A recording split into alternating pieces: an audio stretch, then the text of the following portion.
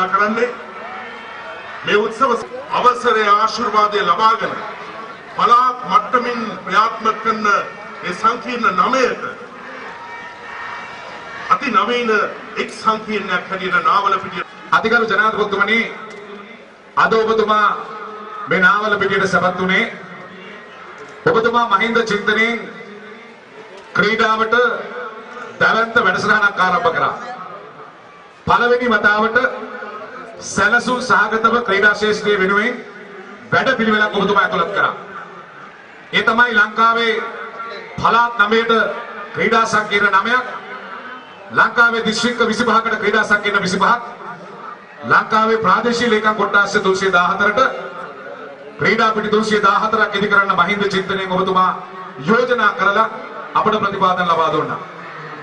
අද ක්‍රීඩා සංකීර්ණවල පළවෙනි ක්‍රීඩා සංකීර්ණයේ දිස්ත්‍රික් ක්‍රීඩා සංකීර්ණය තමයි ඔබතුමාගේ සුරතින් නාවලපිටිය ජයතිලක ක්‍රීඩාංගණය අපි විවෘත කරන්න කරේ කර ජනාධිපතිතුමනි.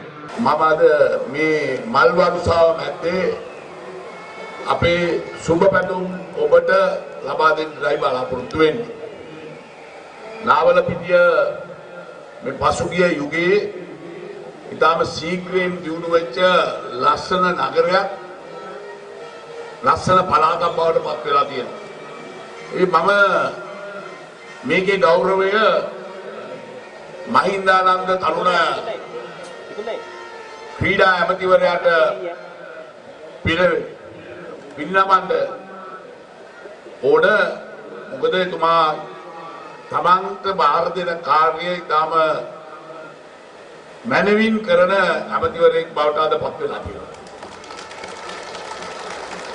ඒ නිසා මේ වගේ මුළු රට පුරාම හැම දිස්ත්‍රික්කයකට, පළාතකට, දිස්ත්‍රික්කයකට සහ ප්‍රාදේශීය සභාවකට ඒ මට්ටමේ ක්‍රීඩා වාස්කම් ලබා දීමේ වැඩපිළිවෙල මහින්ද චින්තනයේ අපි ඉදිරිපත් කරලා තියෙන වැඩපිළිවෙල අද ඉතාම සාර්ථකව ඉදිරියට යන බවත් අපිට